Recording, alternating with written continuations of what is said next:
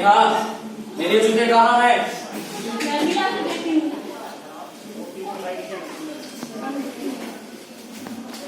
जल्दी लेकर आओ।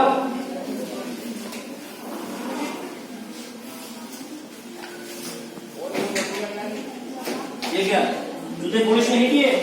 ये तो है। ऐसे करते पुलिस? साफ कैसे?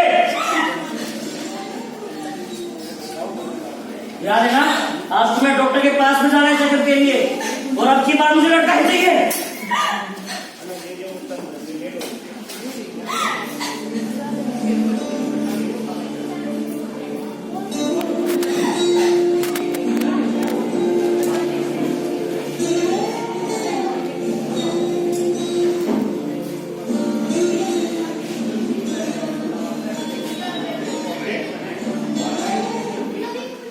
हे भगवान, अब की बार तो मुझे एक पोता दे दे। एक काम भी ठीक से नहीं होता इसे तो।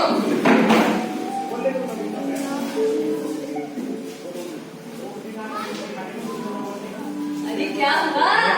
क्या कहा डॉक्टर ने? लड़का है या लड़की?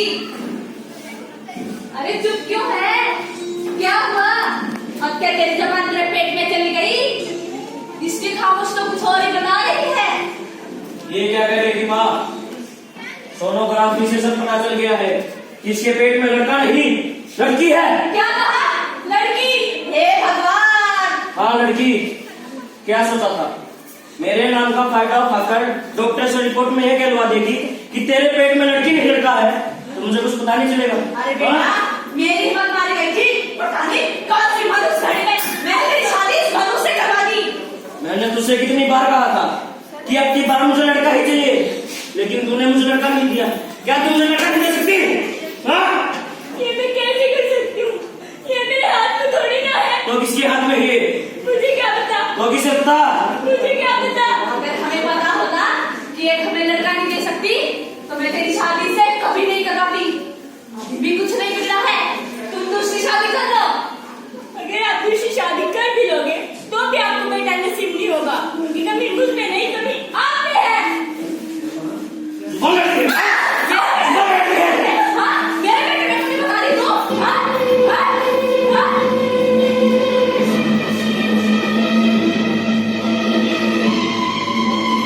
अब लड़का मार।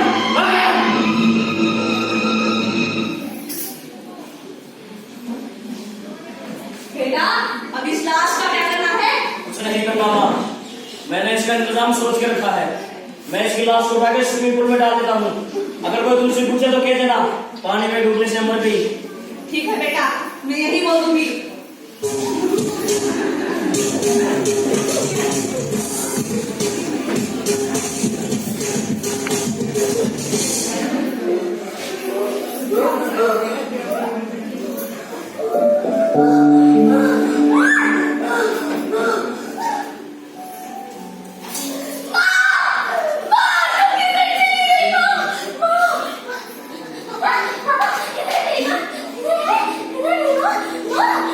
अरे ज्योति, बेटा तुम आ गई?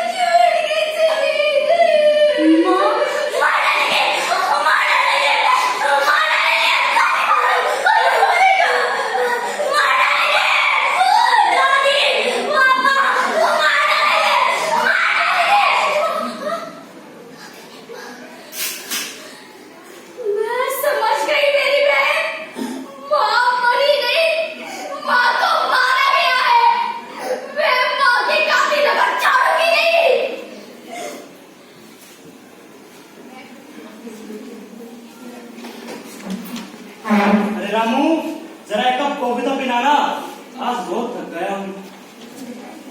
आप बोलते बाद में है, उससे पहले मैं समझ जाता हूँ कि आपको कॉफी चाहिए। मुझे तुम्हारी यही बात तो बहुत अच्छी लगती है। अरे साहब, आपसे मिलने एक लड़की आने वाली थी ना? हाँ, जो भी आने वाली थी, लगता आ गई। जरा मेरे पूछा कर।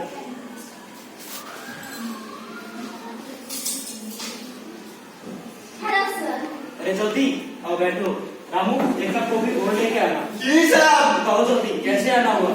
सर मुझे आपसे केस के सिलसिले में जरूरी बात करनी थी। केस? कैसा केस? कहो, क्या बात है? सर आप सेकंड नामी IAS ऑफिसर अजय मिश्रा को तो जानते ही होंगे। अरे, वो तो तुम्हारे पापा है ना? नहीं, हत्यारे हैं वो। उन्होंने मेरी माँ की हत्या की है। ये तुम इतने दावे के साथ कैसे कह सकती हो कि ये सब उसी ने किया है? क्योंकि मेरी बहन सलोनी ने अपनी आंखों से उसको खून होते देखा है। देखो ज्योति, तुम कानून अच्छे से जानती हो। कानून कभी एक एबनॉर्मल इंसान की गवाही को नहीं मानता है। तभी तो मैं आपके पास आई हूँ। अब आप ही हैं जो मुझे कोई रास्ता दिखा सकते हैं। ठीक है, अजय को मुजरिम साबित करने के लिए हमें उसके खिलाफ पुख्ता सबूत इकट्ठे करने होंगे, क्योंकि कानून दलीलों से नहीं चलता, कानून गवाह और सबूत मांगता है, और ये तुम उसी घर में रहकर कर सकती हो। ठीक है सर, मैं ऐसा ही करूंगी। और सुनो, ध्यान रहे उन्हें तुम पर जरा भी शक न होने पाए। ठीक है सर।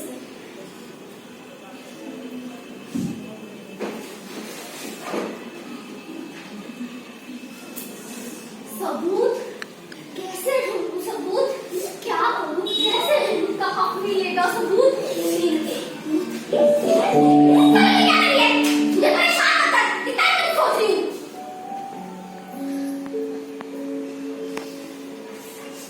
चल बाबा, दिखा कैसी फोटो खींची है तूने मेरी। जरा मैं भी तो देखूं मेरी बहन कैसी फोटो खींचती है।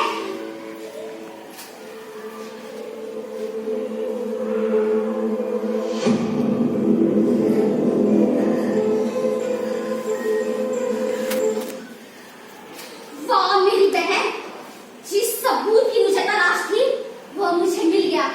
अब उन्हें फांसी के फंदे से कोई नहीं बचा सकता। तो देखा आप लोगों ने कि कैसे एक बेटे की चाह में एक IAS ऑफिसर भी अपराध करने पर मजबूर हो गया। तो क्या अपराध करना गलत बात है? तो क्या बेटे की चाह रखना गलत है? नहीं, बेटे की चाह रखना कोई गलत बात नहीं होती, लेकिन बेटे की चाह में घर में पल रहे बच्चे की हत्या करना गलत ही नहीं, एक संगीन अपराध है। अक्सर हम ये मानते हैं कि ऐसे अपराध गरीब व कम पढ़े लिखे लोग ही करते हैं, लेकिन हमारा ये मानना सरासर गलत है, क्योंकि आज के दौर में लड़कियां वो सब कर सकती हैं जो एक लड़का कर सकता है, लेकिन फिर भी ऐसे अपराध समाज में होते रहते हैं। ऐसा ही कुछ हमने इस नाटक में दिखाने की कोशिश की है। भारत सरकार ने ऐसे अपराधों को रोकने के लिए कुछ नियम व कानून बनाए हैं, जैसे घरेलू हिंसा के लिए 3 साल की कैद व जुर्माने का प्रावधान भी है।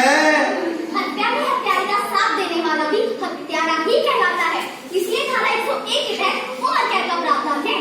मानसिक तनाव के लिए धारा, अरे पगली भूल गई क्या? मानसिक तनाव देने पर धारा 498 के तहत 3 साल की कैद व जुर्माने का प्रावधान है। अरे अब तो मुझे भी पता चल गया कि घर में पल रहे बच्चे की हत्या करने पर धारा 30 के तहत 5 साल की सजा और जुर्माने का प्रावधान है। किसी भी व्यक्ति की हत्या करने पर धारा 101 के तहत उम्र कैद व फांसी का प्रावधान है। किसी भी परिस्थिति में कानून अपने हाथ में न ले। यदि आपके घर या पड़ोस में ऐसी घटना घटती है तो तुरंत पुलिस को खबर करें। अपने पद का गलत इस्तेमाल करने पर धारा 201 के तहत 10 साल की सजा और जुर्माने का प्रावधान है। ऐसे अपराधों को रोकने के लिए हमें अपने समाज में बदलाव लाना होगा। तो जरूरत है एक बदलाव की। बदलाव समाज का नहीं, सोच का, क्योंकि बदले नहीं सोच